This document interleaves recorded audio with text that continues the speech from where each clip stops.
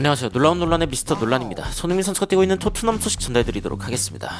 토트넘과 레스터의 경기, 결국에는 1대1로 경기가 마무리가 됐는데 이 경기 참 이야기할 거리가 많습니다. 특히 손흥민 선수 진짜 전반전에 좋은 모습 보여줬는데 이 경기가 너무 아쉬운 이유가 무엇인지, 그리고 해외 외신에서는 어떤 이야기들을 하고 있는지 바로 들어가 보시죠.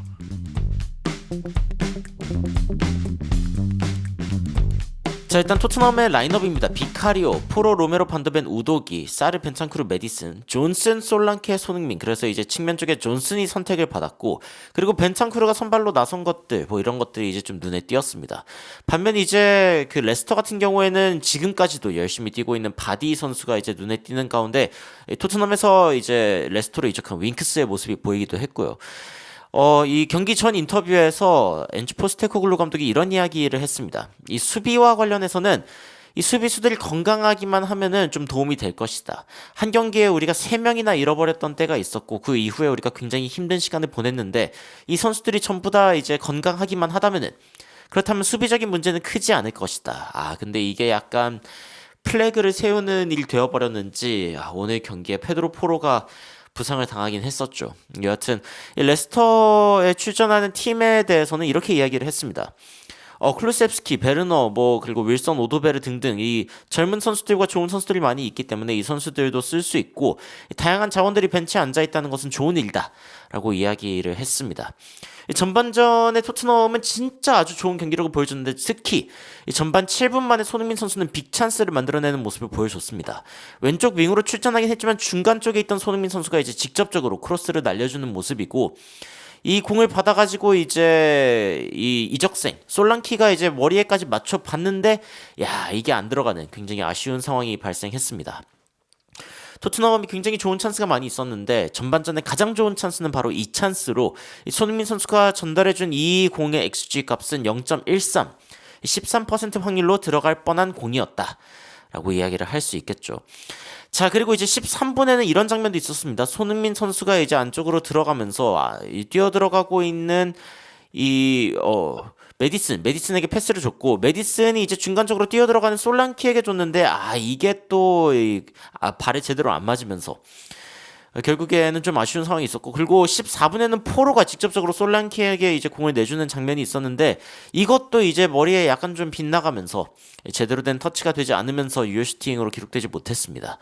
그러니까 여러 가지 다양한 상황들이 있는데 토트넘이 무려 이제 오프닝 15분에 65.9%의 공 점유율을 가지고 있었다.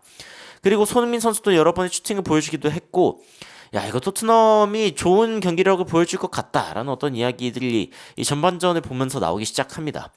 특히 이제 26분 이 측면 쪽에서 손흥민 선수가 이제 그 크로스를 주는 장면, 이런 장면들이 엄청 많이 나왔고, 그리고 이제 메디슨 선수가 이렇게 그 공을 잡고 있을 때 손흥민 선수가 또 중간 쪽으로 들어가가지고 뭔가 이 다양한 포지션에서 공격적인 어떤 존재감을 보여주는 손흥민 선수의 모습이 전반전에 보였습니다.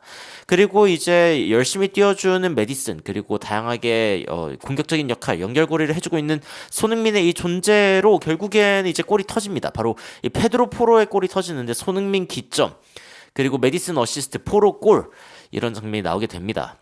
자, 측면 쪽으로 이제 공이 전개가 되어가지고 손흥민 선수에게 이제 공이 오죠. 이런 장면이 전반전에 굉장히 많았고, 손흥민 선수가 공을 잡은 상황에서 이제 메디슨에게 공을 주고 안쪽으로 뛰어 들어가는 장면이 나옵니다. 이 상황 가운데 이제 메디슨이 크로스를 날리는데, 이 풀백인데 안쪽으로 이제 뛰어 들어오는 굉장히 좋은 이 움직임으로 인해서 페드로 포로가 이제 이 공을 낙하 지점을 제대로 잡게 되었고, 약간 등 쪽으로 때리기는 했지만 여하튼 공이 페드로 포로를 맞고 결국에는 이 골망을 흔들면서, 그러면서 토트넘의 첫 골이 들어가게 되었습니다. 굉장히 인상적인 골이기도 했고, 토트넘의 어떤 공격 역동성, 그리고 풀백의 어떤 위치가 굉장히 공격적으로 올라오면서 나올 수 있는 좋은 공격 장면에 대한 이제 부분이 다 나온 그런 장면이었는데, 백샷이었네. 등으로 넣었네. absolutely beautiful. 굉장히 아름다운 샴페인 풋볼. 이거 샴페인을 터트릴 만한 그런 축구다. 진짜 우리 슈팅 그렇게 많이 하고 골 못 넣었던 이 선수가 드디어 이 시즌 첫 골을 터뜨렸다. 역시 나의 라이트백. 이러면서 이 페드로 포로가 굉장히 극찬을 받았습니다. 이 전반전 내내 토트넘이 이제 그 지배하고 있었던 상황이기 때문에 사실 골이 터지지 않으면 안 되는 그러니까 꼭 터져줘야 되는 그런 골이었다고 이야기할 수 있죠. BBC에서도 제임스 메디슨이 안쪽으로 들어가는 크로스 굉장히 잘 좋고 스페니쉬 풀백 페드로 포로가 그대로 이 페널티 에리아로 들어가면서 이 공을 낚아챘다 이렇게 이야기를 하면서 visitors have deserved that. 이거 뭐 레스터 시티는 이렇게 그 한 골 먹힐만 했다 뭐 이런 식의 이야기를 이제 BBC에서도 했죠. 그리고 앨런 스미스가 야 이걸 레스터 시티가 이번 경기 잘 버틸 수 있을까 뭐 이런 식의 이야기를 할 정도로 토트넘의 전반전은 매서웠습니다. 레스터의 존재감이 뭐 거의 보이지 않았다. 거의 토트넘이 지배했던 경기였다라고 이야기할 수 있죠. 근데 이 후반전 양상을 보면은 토트넘이 이때 더 많은 골을 터뜨렸어야 했다라는 점을 알 수 있습니다. 전반 평점을 보면은 손흥민 선수가 7.2점, 제임스 메디슨 선수가 7.7점, 페드로 포로가 7.5점으로 이제 골을 넣은 페드로 포로, 그리고 이제 연계를 굉장히 잘해준 메디슨, 그리고 전방에서 이제 굉장히 좋은 어떤 공격 기회들을 많이 만들어낸 손흥민 선수에 대해서 좋은 평가들이 있었습니다만, 이 최전방에서 이제 마무리를 못했던 솔랑케의 점수가 좀 아쉽기는 하죠. 이때 빅찬스 하나가 났었고 이게 이제 손흥민 선수가 솔랑키에게 줬던 그 장면입니다. 그리고 토트넘의 expected goals, 이 골 기대값은 0.63이었기 때문에 뭐 한 골 넣은 거 자체에 뭐 만족할 수는 있는 상황이지만 여하튼 더 많은 골이 나왔으면 했던 그런 상황이었고 코너킥 개수 9대 0. 패스 개수 323대 126. 얼마나 토트넘이 일방적으로 주도했는지 슈팅 개수 보면 10대 1. 야, 유효 슈팅 5대 0. 슈팅 박스 안에서의 슈팅이 7개, 바깥쪽에서 3개. 토트넘이 얼마나 공격적으로 쏟아부었는지 알 수 있는 그런 장면입니다. BBC에서는 어떻게 이야기를 하냐면은 토트넘이 더 많은 점수를 못 낸 거에 대해서 좀 아쉬울 수 있지만 하지만 전반전은 아주 뭐 편안하게 진행을 했다. 1분 때부터 거의 뭐 상대팀이 이제 이게 레스터 홈 경기장이기 때문에 이 홈 경기장의 에너지를 쏙 빨아들였다라고 이야기를 하면서 레스터를 굉장히 곤란하게 만들었다는 점을 이야기했고 메디슨이 특히 53번의 터치 중에 3번의 키패스, 크로스 10개 시도하고 롱볼도 4개 뭐 나쁘지 않은 그런 모습을 보여줬고 손흥민 선수 역시 2개의 키패스 그리고 하나의 빅찬스를 만들어내면서 골에 기여할 뻔했지만 솔랑케의 아쉬운 그 슈팅이 불발됨으로 인해서 결국에는 이제 어시스트를 기록하지 못한 그런 상황이 됐습니다. 전반전만 해도 게리 네빌이 이렇게 이야기했거든요. 토트넘이 레스터를 박살냈다. 그리고 포로 우도기 같은 선수들이 이렇게 올라와가지고 공격하는 거 보면 진짜 대단하다. 라고 이야기를 했습니다. 특히 토트넘의 어떤 평균 포지션을 보면 얼마나 높이 있는지 그리고 이제 솔랑케 손흥민 선수가 이제 주도하고 있는 이 왼쪽에서의 어떤 공격들 이런 게 얼마나 이제 지배적이었는지를 볼 수 있는 그런 장면이죠. 그리고 이제 후반전에도 사실은 뭐 나쁘지 않은 그런 장면들이 나왔는데 요 장면도 있었죠. 이 중간에 통해서 공격을 전개해가지고 솔랑키가 이제 직접 슈팅까지 이어가는 그런 장면이었는데 이게 골키퍼 정면으로 들어가 버리면서 굉장히 아쉬운 상황이 있었고 결국에 토트넘이 이런 좋은 기회들을 마무리하지 못했을 때 제이미 바디의 골이 터져버리면서 악몽 같은 상황이 펼쳐지기 시작했습니다. 자, 이게 레스터시티의 공격 장면인데, 자, 이 측면 쪽에서 공격을 하던 게 이제 일단 불발이 돼서 건너편으로 건너갔습니다. 건너편에서 이제 크로스를 하는데 토트넘 수비수들, 이게 이제 좀 아쉬운 부분이죠. 제이미 바디가 여기에 있는데 일단 그 로메로의 시야에는 이제 잡히지 않고 그렇다면 이제 페드로 포로가 조금 더 좁히고 들어와 줬어야 하는 게 아닌가라는 생각이 드는데 이 공간 사이로 공이 정확하게 들어오면서 결국에는 토트넘에게 동점골을 아주 치명상을 입히는 바디의 슈팅을 볼 수 있었습니다. 더 가까이 이 카메라를 좀 더 가까이에서 보면은 이 정도의 공간을 사실 프리미어리그에서도 잔뼈가 굵은 제이미 바디한테 준다는 것은 이거 토트넘 수비의 엄청난 패착이라고 이야기를 할 수가 있겠죠. 그래서 결국에는 제이미 바디에게 골을 헌납하면서 토트넘은 1대1로 동점을 이루게 됐습니다. 제가 앞서도 이야기했지만 도미닉 솔랑케가 55분 때 이제 그 골 기회 이 XG 값이 14%에 육박하는 이 기회를 놓쳤고 그 뒤에 이제 벤찬크루가 또 골 기회값이 이제 19%에 육박하는 그 기회를 연달아 놓치는 장면이 있었는데 이 두 장면 이후에 제이미 바디의 골이 터지면서 골 기대값 0.43 이 GOT는 이제 온 타겟입니다. 그래가지고 이제 그 유효 슈팅이 들어갈 확률이 이제 98%. 이 정도의 어떤 기회를 헌납했다는 것 자체가 토트넘의 수비에 여전히 좀 조직적인 어떤 문제가 있다라고 이야기할 수 있는 지점인데 BBC는 역시 결국에는 제이미 바디였다라고 이야기를 하면서 프리미어리그 17경기 9골을 넣고 있는 이 바디 토트넘 상대로 이제 17경기 9골입니다. 어떻게 이거보다 쉬운 골을 넣었겠냐? 라고 이야기를 하면서 이 토트넘 수비의 안일함을 지적했습니다. 이때부터 지각 변동이 일어납니다. 이 골이라는 게 무섭죠. 이 레스터 시티가 이때부터 엄청나게 많은 주도권을 가져가기 시작하면서 이 토트넘을 압박하기 시작하는데, 야, 이러다 토트넘 지겠다라는 생각이 들 정도로요.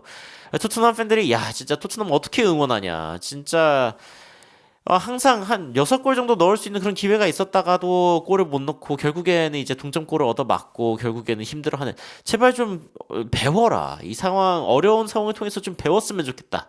막 이런 팬들의 어떤 원성이 이제 막 쏟아지는데, 자, 일단 어떤 이야기가, 자, 일단 토트넘이 이런 상황 가운데 분위기를 반전시키려면 뭐 교체를 해야 되죠. 교체를 통해서 이제 분위기 반전을 꾀하는 포스테코글루 감독의 모습을 볼 수 있고, 그 사이에 이제 제이미 바디한테 한 골 더 얻어맞을 뻔했습니다. 이게 굉장히 좋은 패스가 들어오면서 제이미 바디 슈팅 각도가 열리고, 이게 다행히 이제 비카리오가 막아냈길 망정이지 결국에는 역전을 당할 뻔했던 굉장히 무서운 장면 중 하나였습니다. 그런데 여기서 이제 토트넘이 경기의 분위기를 좀 뒤집을 만한 사건이 하나 발생합니다. 그게 뭐냐면은 벤탄쿠르가 부상을 당하면서 이제 뭐 포스테코글루 감독도 걱정하고 손흥민 선수도 굉장히 걱정하는 모습을 보여줬는데, 벤탄쿠르가 이렇게 쓰러져가지고 들것에 실려 나갈 정도로 이제 뭔가 좀 심각한 그런 상황이 있었습니다.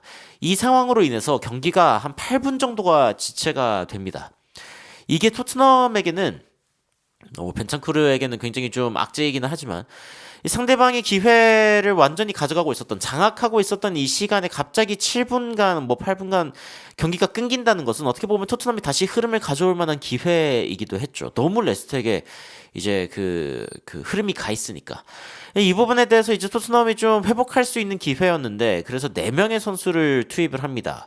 그레이, 베르발, 그리고 티모 베르너, 클루셉스키까지 이렇게 들여보내는데, 근데 여기에서도 또 변수가 하나 더 발생합니다.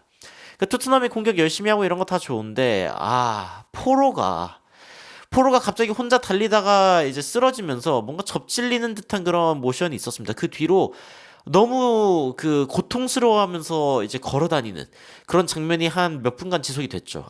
근데 이게 너무 컸습니다. 토트넘이 사실 이제 그 윙백이 공격에서 하는 역할이 굉장히 크고, 특히 페드로 포로가 공격적으로 얼마나 많은 역할을 해주는지는 그 앞선 골에서도 볼 수 있는데, 이 페드로 포로가 부상을 당한 채로 거의 뭐 2, 3분 걸어다닌 것 같거든요. 제 기억이 맞다면은 진짜 그 귀중한 토트넘에 남아있는 한 15분 정도의 그 경기 시간들 중에서 거의 뭐 3분, 4분 정도를 잡아먹은 것 같아요. 정상적인 공격도 못하고 토트넘은 급하다고 또 어떻게든 이제 공격을 하려고 하는데, 그리고 페드로 포로도 뭐 뛰어보겠다고 했지만 이게 여의치가 않았습니다. 게다가 이제 베르발 선수가 이제 공을 끌다가 상대방에게 이제 공을 뺏기고 이제 역습까지 당해가지고 슈팅까지 들어오는 그런 장면이 있었는데, 비카리오가 길쭉하게 뻗어가지고 이걸 막아낸 다음에 이 베르발한테 극대노하는 장면이 있었죠. 야, 어떻게 그렇게 안일하게 플레이를 하냐. 이 BBC에서도 이제 그 장면을 주목하면서, 와, 진짜 이거는 뭐 레스터가 이길 뻔했던 장면이다. 비카리오가 잘 쳐내기는 했는데 루카스 베르발에게 berate, 완전 뭐 극대노를 했다. For losing the ball cheaply. 너무 값싸게, 너무 쉽게 공을 잃어버린 거에 대해서 이거는 아니지 라고 극대노하는 모습을 보여줬습니다. 후반전에는 뭔가 좀 많이 뛰었던 손흥민 선수를 이제 교체를 해주기도 했고, 사실상 이제 왼쪽에 대한 공격력의 그 존재감이 많이 줄어든 상황이었기 때문에 빼주면서 이제 히샬리송 등등을 이제 투입을 했지만, 이 마지막 장면 너무 아쉬웠죠. 베르발이 이제 크로스를 넣어주고, 그리고 이제 히샬리송이 결국에 여기에다가 머리를 갖다 대는 장면이 나왔는데, 이 머리를 갖다 댄 게 안쪽으로 들어갔어야 했는데, 바깥쪽으로 이렇게 튕겨나가 버리면서 결국에는 토트넘의 마지막 기회가 날아가 버리게 되었습니다. 나름 자세 낮추면서 이제 공을 어떻게든 잘 받아내기 위해서 노력을 했는데, 이 공격 장면이 끝나고 포스테코글루 감독도 이제 이 허리를 숙여버리는, 끝났구나 라는 거를 직감하는 그런 장면이 나왔습니다. 토트넘은 결국에는 벤탄쿠르의 어떤 부상으로 인해서 다시 이제 그 흐름을 가져오기는 했지만 페드로 포로의 문제가 발생했던 이 시점, 너무 이제 그 공격적인 어떤 존재감이 있을 수가 없었고 결국에 남은 한 뭐 10여 분 정도 토트넘이 열심히 뛰어봤지만 골을 만들지 못했다. 결국에는 이 전반전 맨 앞에 손흥민 선수가 빅찬스를 만들어냈던 그 시간부터 시작해가지고 이 첫 번째 골이 터지기 전까지 사실 하나의 골이 더 터지지 않았던 게 아쉬울 수밖에 없는 그런 경기가 되었습니다. 포스테코글루 감독이 최전방에서의 어떤 퀄리티가 좀 아쉬웠다. 뭐 수비적인 어떤 부분에 대한 보강도 그렇지만 공격적인 보강을 해야 된다고 느꼈다라고 이야기했던 지점 중 하나가 아마 이런 지점이 아닐까라는 생각이 드는데 또 페드로 포로의 부상이 얼마나 심각한지 이런 부분들도 지켜봐야 될 것 같습니다. 지금 실시간으로 이제 BBC의 상황을 좀 보고 있는데 BBC에서는 이제 이렇게 이야기가 나왔습니다. 안제 포스테코글루 감독이 굉장히 실망스러운 그런 저녁이었다. 라고 이야기하면서 전반전은 굉장히 좋았고 우리가 게임을 완벽하게 컨트롤했는데 wasteful in front of the goal. 이 골대 앞에서 너무 좀 낭비하는 그런 모습이었다라고 이야기를 했고 후반전도 비슷했다. 그러니까 우리가 굉장히 잘 했는데 레스터가 골을 넣은 이후에 그리고 관중들이 뭔가 레스터에 대한 어떤 희망을 갖고 더 응원을 열심히 하기 시작한 상황에서 we lost our composure. 우리가 뭔가 균형을 잃어버리고 뭔가 우리가 어떤 그 평정을 잃어버리는 그런 상황들이 있었다라고 이야기를 하고 있습니다. 작년에도 이런 이슈들이 있었고 우리가 이런 상황에서 그러니까 이 골대 앞에서 훨씬 더 자비롭지 않는 그러니까 상대방을 아주 박살내버리는 그런 멘탈리티가 필요한데 근데 많은 경우에 우리가 좀 poor decision 안타까운 그런 결정을 했다. 제가 이제 뭐 후속 어떤 영상에서 설명드릴 수 있을 것 같기는 한데 토트넘이 굉장히 좋은 공격 기회에서 오히려 패스를 해버리면서 그러니까 슈팅을 할 만한 기회였는데도 불구하고 어떻게든 연결을 하려는데 너무 집중하다 보니까 그런 상황 가운데 손흥민 선수가 좀 아쉬움을 표현하는 솔랑케가 슈팅을 했어야 했는데 뭐 패스를 한다든가 뭐 이런 상황들이 좀 있었거든요. 그래서 그런 부분들이 좀 아쉬웠다라고 이야기를 했고 우리가 이제 골을 넣기 위해서 모든 노력을 했는데 근데 이제 골을 넣지 못했다. Dominance is great. 우리가 뭐 공 점유하는 건 좋지만 하지만 골을 넣지 않으면 아무 의미가 없다.